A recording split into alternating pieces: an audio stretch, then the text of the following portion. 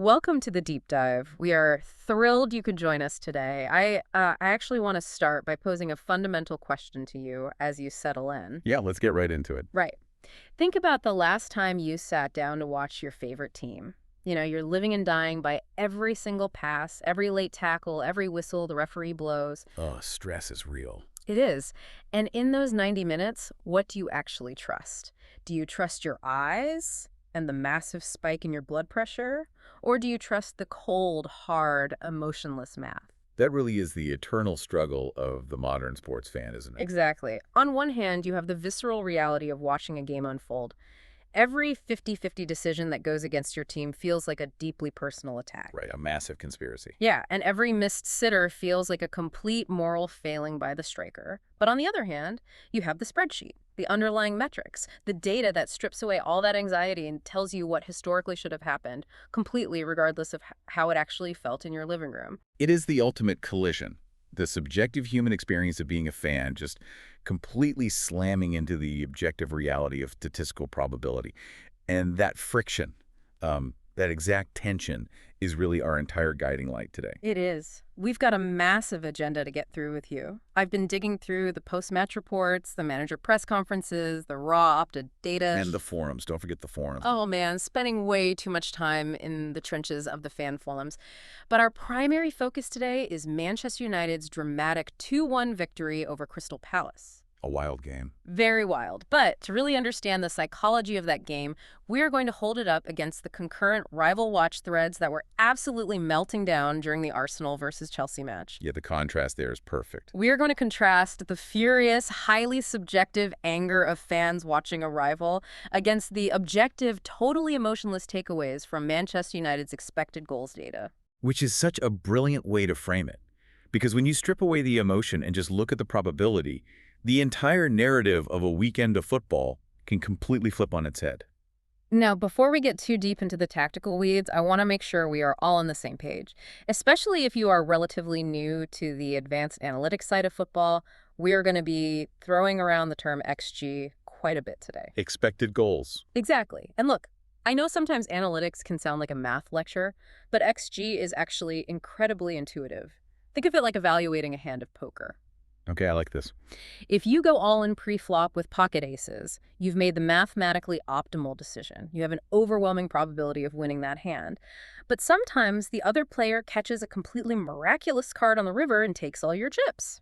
Right, it happens. It does. Expected goals doesn't care that you lost the hand. It measures the quality of the chance you had to win it. That's a great way to look at it. Another way to visualize it is flipping a weighted coin. If you have a coin that is perfectly weighted to land on heads 80% of the time, and you flip it, but it lands on tails, the math doesn't change. The probability is still the probability. Exactly. The underlying reality is still that you had an 80% chance of getting heads.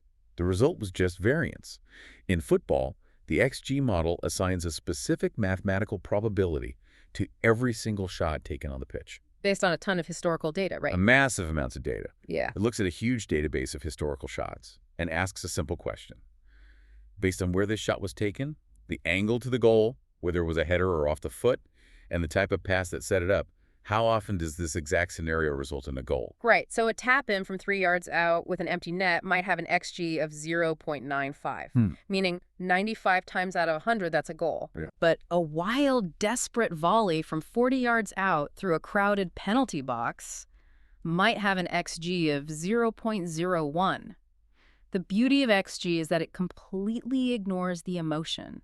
It doesn't care if the referee has been annoying you all game. It doesn't care if it's a massive derby match. No, it isolates the performance from the wild variance of the actual final score. And as we jump into this Arsenal-Chelsea match, we're going to see exactly what happens when fans actively reject that mathematical isolation. Oh, they rejected it hard. They did. It's what happens when they let the raw emotion of a rivalry and a deep sense of perceived injustice completely overwrite their understanding of a football match. It was absolute chaos. Let's set the scene for you. It's Saturday. Manchester United fans are nervously killing time before their match against Palace kicks off, so what do? They log on to the forums. They log onto the forums and open up the rival watch thread for Arsenal versus Chelsea. Now, a quick disclaimer for you listening. We are going to be reading some incredibly heated, emotionally charged sentiments from these forums. We aren't endorsing any of this. All right, we're just the messengers. Just acting as neutral reporters here to convey the psychology of what was happening in those threads. And the psychology was just pure, unfiltered rage. Arsenal ended up winning 2-1, but the goals themselves were an absolute mess. Messy is an understatement. Yeah. You had an own goal from Sarr in the 21st minute, another own goal from Hincapie in first half stoppage time, and then finally a proper goal from Jurrien Timber in the 66th minute. Just a strange, strange game. But what's fascinating here is the anatomy of the hate watch. If you are a fan watching a rival team, you are not tuning in to appreciate the beautiful game. You are actively seeking out injustice. You want them to fail, and when they don't, you need a reason why. And the reason the fans landed on wasn't that Arsenal played well, it was the perceived dark arts. The forums were losing their minds over Arsenal's set pieces, specifically Declan Rice. Oh, yeah. Fans were absolutely adamant that Rice was being allowed to, quote, bear hug Chelsea players inside the penalty box. And they even claimed he committed a blatant handball on a corner without the referee doing a thing about it.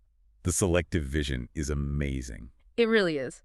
I was reading through one thread where a user just typed in all caps, how is Declan Rice allowed to bear hug someone, handball, and get away with it? Then they immediately pivoted to attacking the goalkeeper, saying, Raya, diving like a fish flopping out of water, tells you everything you need to know about this Arsenal squad. This is where subjective frustration completely dominates the discourse. Fans feel entirely robbed by what they call the cuddle and shove tactics on corners. Cuddle and shove, I love that phrasing. It's descriptive. Look, it is no secret that Arsenal, under their set-piece coach Nicholas Jover, have become incredibly proficient at dead ball situations. But rival fans don't view that proficiency as tactical brilliance. They view it as illegal grappling. Because the ref isn't blowing the whistle. Exactly. Because the referee isn't blowing his whistle for a foul, the fans experience this profound, compounding sense of injustice. They are watching the game through a hyper-focused lens of bias. They aren't looking at the delivery of the cross or the timing of the run. They are zooming in on a grapple on the edge of the 6-yard box and deciding that the entire integrity of the sport is dead. But wait, let me push back on that a little bit. Are the fans entirely wrong to feel that way? If you watch those replays, there's a tremendous amount of holding, blocking, and essentially setting basketball screens in the penalty area. That's true. If a foul is a foul anywhere else on the pitch, shouldn't it be a foul in the box? I kind of get why a fan would be furious if they feel like a team has found a loophole in the referee's willingness to give a penalty. That is a very fair point, and it's the exact gray area that modern set-piece coaches exploit. Referees have a psychological threshold. They are historically very reluctant to blow for a penalty or disallow a goal for the kind of jostling that happens on every single corner kick in professional football. Right, the stakes of giving a penalty are just so high. Arsenal has just scientifically optimized that jostling. They know exactly where the line is between standing your ground and committing a foul, and they live right on that razor's edge. But from an analytical perspective, this is exactly where the emotion clashes with the data. Which brings us to some of the more brutal quotes I saw. One fan straight up called Arsenal a generationally unlikable team. Ouch. Another user perfectly summarized Arsenal's entire tactical identity on corners as, and I'm quoting directly here, molest the keeper then score. Wow, that is strong. Another chimed in saying, they created absolutely nothing yet are somehow up via extensive groping on corners, repeat 38 times. Bizarre team. They are describing the entire viewing experience as insufferable, claiming Arsenal just scores from a jammy corner and then spends the rest of the match faking injuries to run down the clock. And here's the great neutralizer. Expected goals. The emotionless spreadsheet. The spreadsheet doesn't have a pulse. It doesn't get angry at the television, and it certainly doesn't care about the morality of a basketball screen inside the penalty area. XG simply measures the geometry and historical probability of the final shot. So it just logs the chance. Exactly. If Jurrien Timber gets a shot off from close range, the XG model registers that as a high probability chance. It completely ignores the cuddle and shove that occurred 4 seconds earlier to create this space. The fans are arguing a moral and legal case against Arsenal's tactics. The data is just recording the mathematical outcome. Right. The math doesn't care if you think the team is unlikable. It just says, shot from 8 yards, central location, low pressure, 0.35 XG. That is it. It's refreshingly simple when you look at it that way. It is. So while this Rival Watch thread was just a toxic cauldron of emotion and referee conspiracy theories, it actually serves as the perfect appetizer for the Manchester United versus Crystal Palace game. Because they had their own referee drama. Oh, massive drama. A game-defining refereeing controversy. But unlike the Arsenal match, we can actually use the data to see exactly how that singular moment altered the mathematical reality of the entire 90 minutes. This is where the deep dive gets really fun. We have a perfect case study of what happens when a manager's subjective emotional complaint runs headfirst into objective statistical reality, and also the literal laws of the game. Okay, picture the scene for a second. Old Trafford, 56th minute.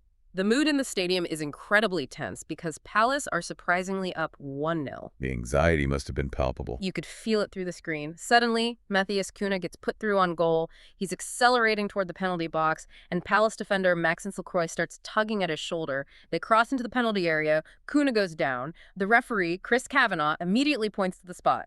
Penalty to Manchester United. But it didn't end there. No. Then we get the dreaded pause, the VAR check. Kavanagh gets called over to the pitch side monitor. He watches the replay, comes back, confirms the penalty, but upgrades the punishment. He reaches to his back pocket and shows Lacroix a straight red card for denial of a goal-scoring opportunity, otherwise known as dog-ESO. A massive swing. Bruno Fernandes steps up, slots the penalty past Dean Henderson. Just like that, in the blink of an eye, it's 1-1, and Palace have to play the last 35 minutes with 10 men. It is the ultimate inflection point in a football match. And the fallout from this decision is a masterclass in narrative building versus reality. Let's look at Crystal Palace manager Oliver Glasner's reaction. He was not happy. Obviously, he was furious. He needed to protect his players and shape the post-match narrative. So his subjective complaint focused entirely on where the foul initiated. He said, "The red card changed the game completely. It's a very hard decision. The foul started outside the box, and the foul is usually given where it starts. Cunha is very smart to wait and fall inside the box." And then he went for the classic emotional appeal. He did. He added, "It's maybe a little bit the Old Trafford bounce." Ah, the famous Old Trafford bounce.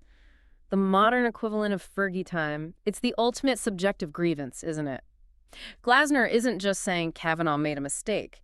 He is implying a systemic atmospheric bias. He's saying the stadium intimidated the ref. Exactly. He's essentially saying, we were playing perfectly well, but we were defeated by the aura of the stadium intimidating the officials. It's a brilliant piece of deflection because it gives his fans an excuse to hold on to that has nothing to do with their actual performance. It protects the squad. But I have to ask you, taking off the analytics hat for a second, doesn't Glasner have a legitimate gripe? If a player starts pulling a shirt 25 yards from goal and the striker just keeps dragging him into the penalty box before finally deciding to fall over, isn't that inherently unfair? Why should that be a penalty? It's a great question. And it feels intuitively wrong to a lot of football fans. If the crime starts outside the house, why is the punishment dictated by what happens inside? But this is where the fan forums actually prove to be incredibly analytical themselves. Yes, they did. While Glasner was appealing to emotion and hypothetical bias, the fans online literally pulled out the IFAB rulebook to shut the argument down. I loved this part of the discourse. You had United fans quoting chapter and verse. One user pasted the exact phrasing from the laws of the game. If a defender starts holding an attacker outside the penalty area and continues holding inside the penalty area, the referee must award a penalty kick. Black and white. It doesn't matter if Kuhn was smart to wait. If Lacroix is still making illegal contact inside the 18-yard box, it is a penalty. And another user pointed out the dodge GSO element. They noted that because there was no covering defender between Cunha and the goalkeeper, and Lacroix was pulling him rather than making a legitimate attempt to play the ball, the double jeopardy rule doesn't apply. So no escaping the red card. It is the absolute textbook definition of a red card and a penalty. Exactly. The referee and the VAR objectively applied the strict mechanical rules of the sport. Glasner's narrative of victimization is completely stripped away by the letter of the law. But what is even more fascinating is how this moment is captured by the underlying metrics. Talk to me about the math here. Well, in an XG model, a penalty kick is one of the most significant and static events that can happen.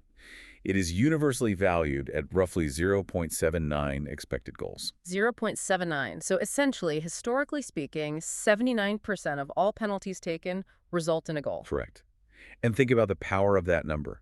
Prior to that whistle, United might have been struggling to create high-quality chances. But the exact second the referee points to the spot, the model instantly logs a massive 0.79 chance for Manchester United. It just spikes the graph instantly. It completely ignores Glasner's frustration. It doesn't dock points because Kuna waited to fall. It doesn't care if there was an Old Trafford bounce. It simply records the massive mathematical value of the chance created by the referee's application of the rules. It is the ultimate vibe killer for a frustrated manager. You can complain all you want about the unfairness of the universe, but the data just coldly says, you gave away a penalty. That's 0.79 xg. Data has no sympathy. But this actually leads us into a crucial part of the conversation, because as much as we are talking about how the red card shifted the math, we absolutely have to talk about what the math looked like before the 56th minute. We really do. Because if you were a United fan watching that first half, my word, the vibes were abysmal. Abysmal is putting it kindly. The overall performance context of that first half is essential to understanding why this win felt so weird to the fans. People were in the match threads complaining about a total systemic collapse. They were calling it a system failure, and it started almost immediately. The fourth minute. Right. Yeah, fourth minute. Young Lenioro makes a mistake. Palace win a corner, and Maxence Lacroix, before his red card heroics, rises up and heads the ball into the net. 1-0 Palace. And from that moment until the penalty, United looked completely, entirely lost. They really struggled to build any momentum. Okay, let's unpack this. What I found really interesting was that the fans didn't just blindly rage. They pinpointed a very specific tactical reason for the failure. They traced almost all of the build-up issues back to the absence of one man, Lisandro Martinez. Licha. When fans watch a team week in and week out, they develop an incredibly acute eye for structural imbalances. When a system fails, the educated fan immediately looks for the missing variable. And Lisandro Martinez is arguably the most structurally important player in that Manchester United backline. The observations in the forums were incredibly sharp. One fan pointed out, we are completely missing his quick passes in midfield to Bruno or Mbeumo. Another user talked about the specific mechanics of his passing, noting his weight of pass would always be perfect too. Most of the passes today felt overhit. It's all about the rhythm he dictates. And because Licha wasn't there to anchor that left-sided progression, the knock-on effects were disastrous. Fans highlighted that Diogo Dalot looked completely out of sorts, giving away 4 or 5 incredibly simple passes in just the first 20 minutes. The consensus was that without Martinez breaking the lines, the fullbacks looked atrocious, and the entire team was stagnant. Let's unpack the tactics behind that fan observation, because it is spot on. Lisandro Martinez isn't just a defender. He is the deep-lying playmaker. He starts all the attacks. Because he is left-footed, he opens up passing angles on the left side of the pitch that a right-footed player simply cannot see or execute as quickly. When he receives the ball, he can instantly punch it through the opponent's first line of pressure. And Palace knew he wasn't there. Crystal Palace clearly knew he was missing. They set pressing traps specifically designed to force Dalot onto his weaker foot, or to force the center backs to play safe, lateral passes that allowed Palace to comfortably shift their defensive block. The eye test told the fans that United couldn't transition the ball. Now look at the mathematical output of that system failure. I pulled the numbers from the XG philosophy feed for the first half. It is grim reading. At halftime, the expected goals were Manchester United 0.34 to Crystal Palace's 0.19. 0.34 XG for an entire 45 minutes of football at Old Trafford against a team in the bottom half of the table. It's staggering. It means that in 45 minutes, they didn't create a single chance that you would reasonably expect a professional player to score. It completely and utterly validates the qualitative complaints from the fans. The eye test was totally correct. The system was failing. The ball progression was terrible. Without Licha's elite line-breaking passing, they were mathematically toothless. The fans felt the frustration in their gut watching Dalot pass the ball out of bounds, and the XG model recorded that frustration as a near-total lack of scoring probability. It's a beautiful synthesis of what we feel and what the numbers prove. When a key cog is removed from a tactical machine, the data will reflect the grinding of the gears. Okay, so this brings up a massive contradiction that we need to untangle. If you just log onto a sports app right now and look at the final score, it says Manchester United 2, Crystal Palace 1. And if you click over to the Advanced Stats tab, you see a final expected goals tally of Manchester United 2.34 to Crystal Palace's 0.41. It looks like a blowout on paper. Right. If you didn't watch the game, you would look at those numbers and say, wow, United absolutely dominated them. They battered them for 90 minutes. Which is exactly why data without context is not just useless, it is actively deceptive. We have to ask the critical why.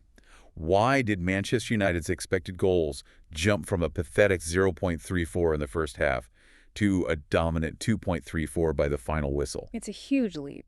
And this introduces the most crucial analytical concept of our entire deep dive today: game state. Game state is everything. There was a user in the forums fighting this exact battle against people who were just blindly posting the final XG numbers to defend the team's performance. This fan wrote, and I think this is the quote of the day, "XG is meaningless without game state context. Before the red, we created nothing. Ball progression was terrible, pressing was terrible, and they were playing through us with ease." That fan should be working in an analytics department. They're absolutely correct. Game state refers to the ever-changing context of the match at any given moment. Are you winning by 2 goals? Are you chasing a late equalizer? Are you playing 11 versus 11, or is one team down a man? Because the tactics totally change based on that. The tactical behavior of a football team drastically alters based on the game state. In this match, the red card and the penalty violently shifted the game state in United's favor. Let's break down the math of that shift. You mentioned earlier the penalty itself is worth 0.79 XG. So literally, the second Kavanaugh blows his whistle, United's XG jumps from 0.34 to 1.13. Zero actual football was played to earn that extra 0.79, other than Kuna getting fouled. Exactly. And then for the remaining 35 minutes plus stoppage time, United are playing against 10 men. When a team goes down a man, especially away from home, they almost universally drop into a deep, compact defensive block. It is park the bus. They concede possession, they stop pressing high. This allows the attacking team, in this case United, to set up camp in the final third. They can move the ball left to right without pressure, probing for openings, taking multiple shots. Over the course of 35 minutes against a tired, depleted team, you are going to generate a massive amount of shot volume, which naturally inflates the overall XG. Which is exactly what happened. They pinned Palace completely back, they suffocated them, and eventually, the pressure told. In the 65th minute, Bruno Fernandes whips in a brilliant cross, and Benjamin Sesko rises up to head it home. 2-1. And then they just kept shooting. And from there, they just peppered the Palace goal to pad the stats. So I have to ask you to speculate a bit here for you listening.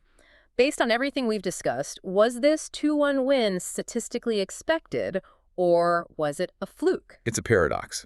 By the time the final whistle blew, the 2.34 to 0.41 XG means that mathematically a United win was the overwhelmingly expected outcome of the chances created over the full 90 minutes.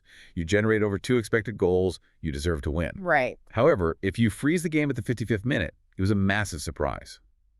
The data tells a story of a dominant win, but the context tells a story of a completely disjointed team that was entirely bailed out by a catastrophic error from the opponent. It's the difference between earning your dominance through systematic, tactical superiority and having dominance handed to you on a silver platter by a red card. But here's the craziest part. Even with that dominance, even against 10 men, the fans were still not happy.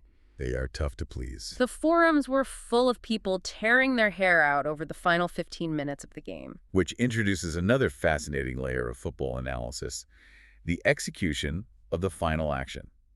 You can have a brilliant game state, you can generate a high XG, which means you created high probability chances. But if the human beings kicking the ball don't execute the shot properly, all that probability means absolutely nothing. The frustration in the user commentary was palpable. They were specifically calling out wasteful chances inside the box and poor shooting accuracy.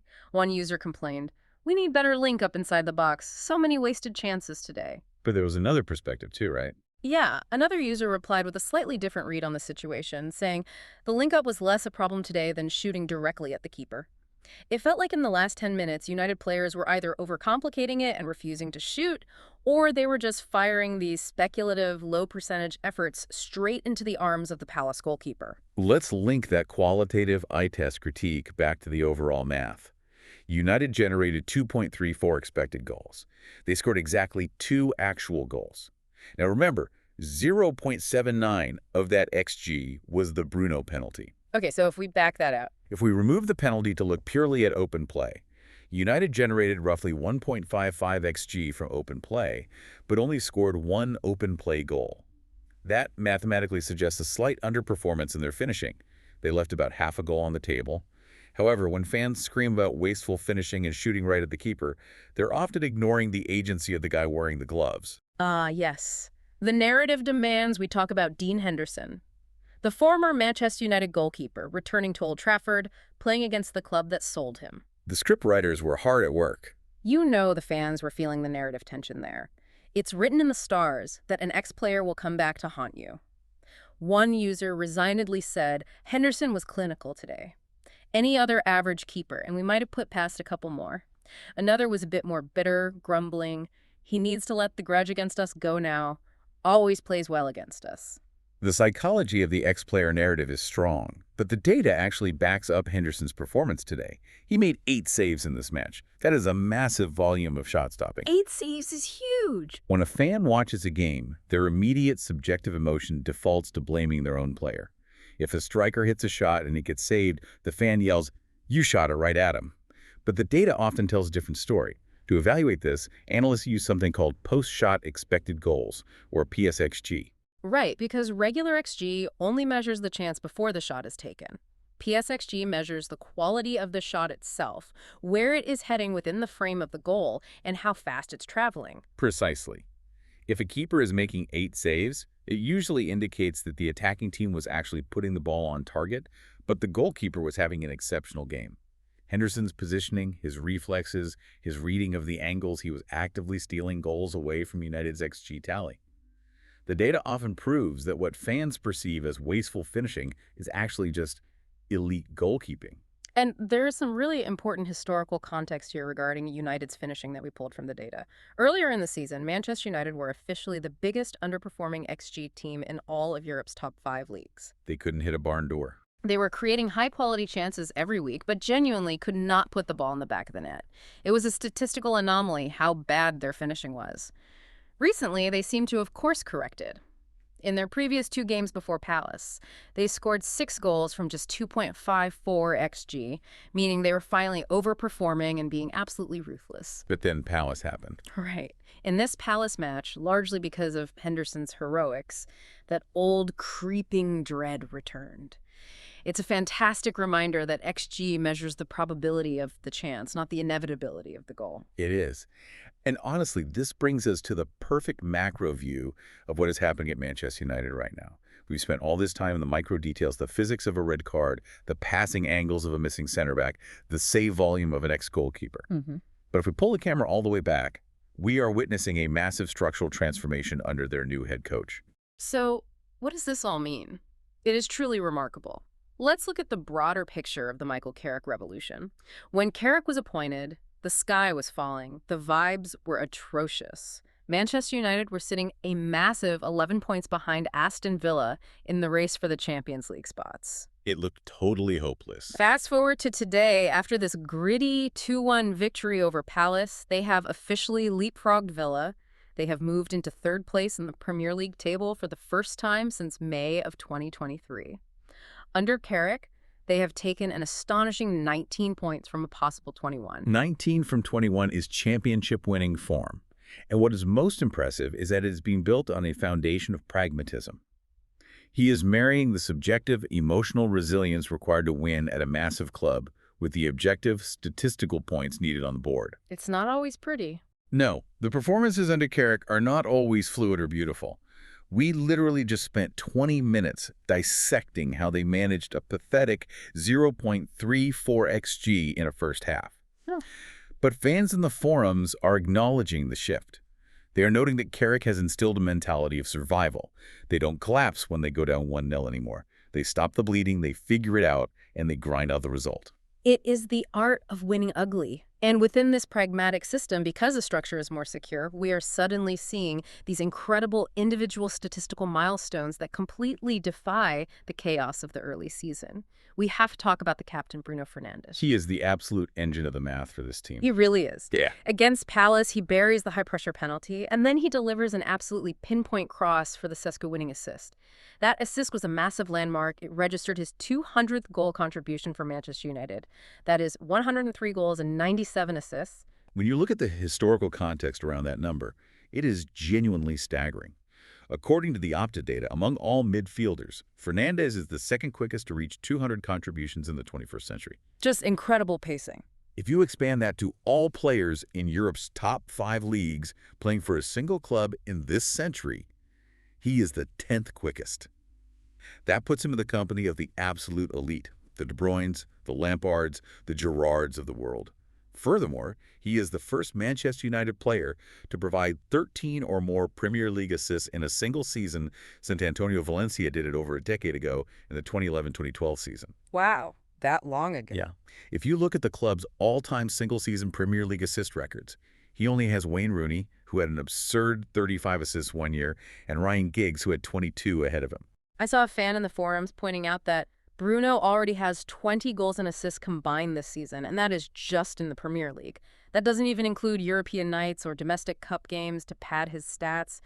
The user called him one of the all-time greats for the club, and honestly, when you strip away the debates about his body language or his complaining to referees, and you just look at those objective, cold numbers, it is really hard to argue against his legacy. He guarantees output. He does. And speaking of guaranteeing output, we have to talk about the tip of the spear, Benjamin Sesko. Because his current run of form is a fascinating case study in how a player can completely silence subjective, narrative-driven criticism with purely objective, undeniable data. Oh, this was my favorite subplot in the discussions this week, so we need to provide some context for you here. A few weeks ago, the pundit Tim Sherwood, who is notorious for his fiery old-school takes, went on national television and said that the 22-year-old Sesko should never play for Manchester United again. Such an extreme statement. He effectively wrote off a young player's entire career based on a bad run of form. And the reaction to that was fierce. A prominent journalist, Colin Millar, called Sherwood out publicly. Miller made the point that if mainstream TV pundits are completely unable or unwilling to provide actual tactical analysis, the absolute bare minimum requirement of their job should be not to be actively, viciously mean to a 22-year-old kid on live television.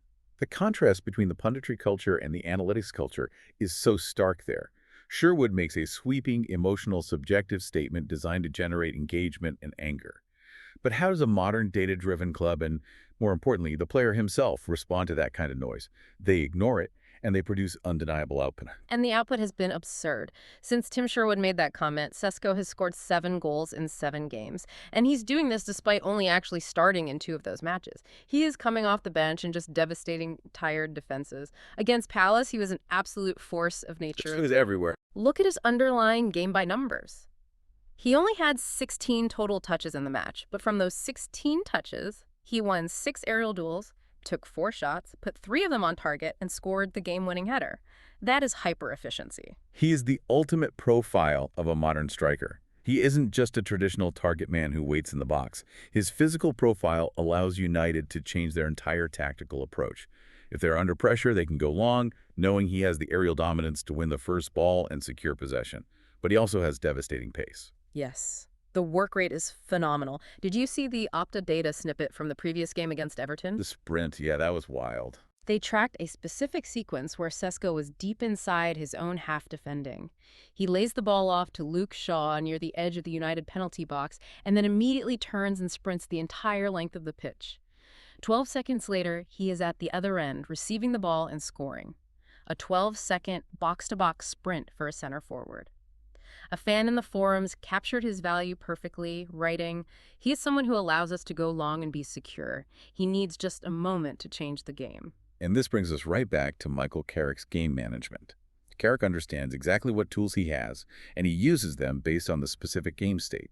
For example, once Sesko scored that header to make it 2-1 against Palace's 10 men, Carrick didn't just leave things as they were, he made a crucial tactical substitution, bringing Ahmad on to replace Sesko. Which might seem counterintuitive to a casual fan. Your striker just scored the go-ahead goal. He's red hot. Why take him off? Because the game state changed.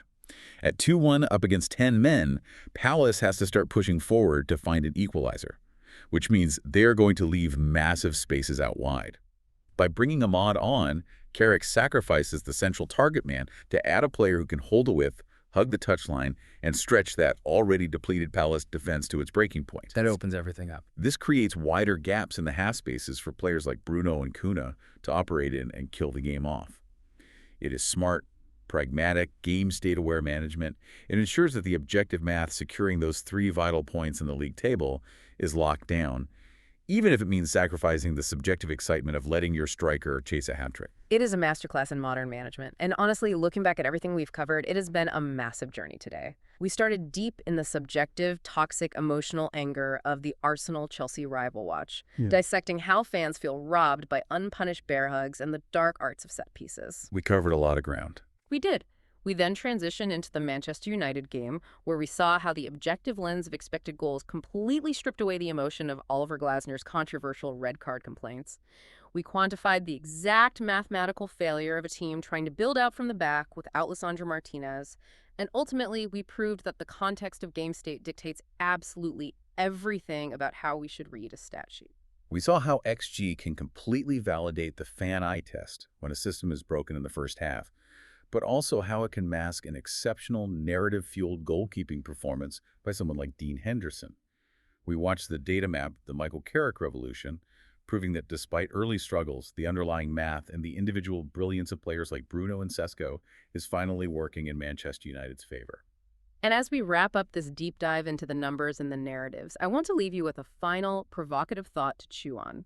Something that builds on everything we've explored today about the friction between data and emotion. Think about this. If a football team relies on massive, sudden game state shifts, like an opponent's catastrophic defensive error, leading to a 56-minute red card to generate the vast majority of their expected goals for the match, are they truly a statistically dominant team? Or are they simply highly opportunistic?